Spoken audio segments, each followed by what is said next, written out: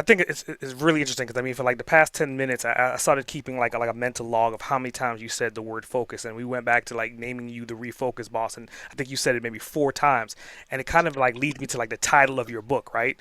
The Floundering Founder, and it kind of goes hand in hand with this refocusing thing, right? So obviously you've floundered to a certain extent to be able to write the content in this book, and you're saying you have some sense of humor you're putting into there. So I want you to kind of like talk about this book and like who should read this book. I mean, obviously founders in the title, but in a wider scope, who should have access to this book and what are they going to learn from it?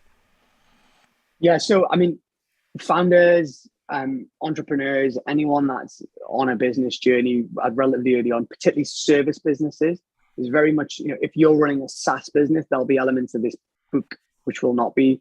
But for many of us, we're just good at something, right? We're good at marketing, we're good at accounting, we're good at something. And then we're good at web building, we're good at design, and we start building a business based on our skill. But that doesn't make you good at business. That makes you good at your skill. And the book is very much based on guiding people through how I kind of navigated that from a business perspective. And it is things we've talked about, like niching down, like learning to say no, like not focusing everything on your competitors.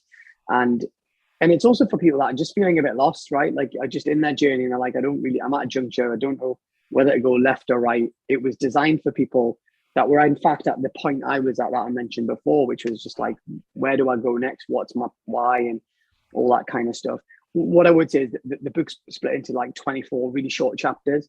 Again, they were short because my audience is founders and entrepreneurs that don't have a great attention span. So I wrote it in a way that if you read for 10 minutes every day, you get through a chapter, right? So you'll nail a chapter in less than 10 minutes. And the first 12 lessons are all quite business focused. They're all about lessons to improve your business journey. But the second half, and what's been really interesting with the feedback is, irrespective if you're a founder or if you do anything in life, it's lessons about refocusing yourself and becoming the best version of yourself.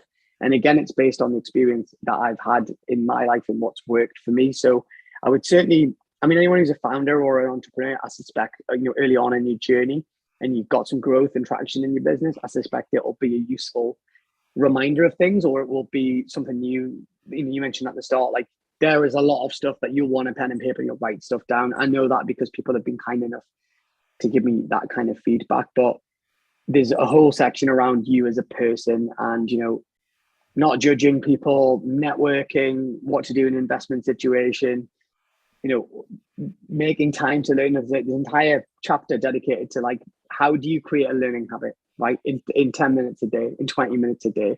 Because I detest it when people say, well, I can't find the time to read.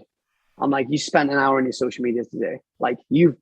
you watched Netflix for 3 hours last night. You could definitely make 10 minutes to read a book, right? So I think we are living in a world where we have so much distraction-based media that's desperate for our attention. Hmm. And so making sure we are intentional and mindful about where we place our time is honestly, I think it's a superpower for people. I really worry for the next generation for that part of it because I Hmm. watch, I see in my team, younger team members chronically distracted, right, by their phones and can't live without. Like, I don't have any notifications on any device, right? And my team would be like, "How on earth can you live without notifications?" And I'm like, when I'm ready to go to my phone, when I'm ready to Hmm. go, like it will get my attention on my time, but not on its time, if that makes sense. But I'm in my early 40s now. Like I'm a bit older to have Yeah. made those mistakes to think like that. But I do worry that people just don't have the mental strength to be able to actually deal with the devices. So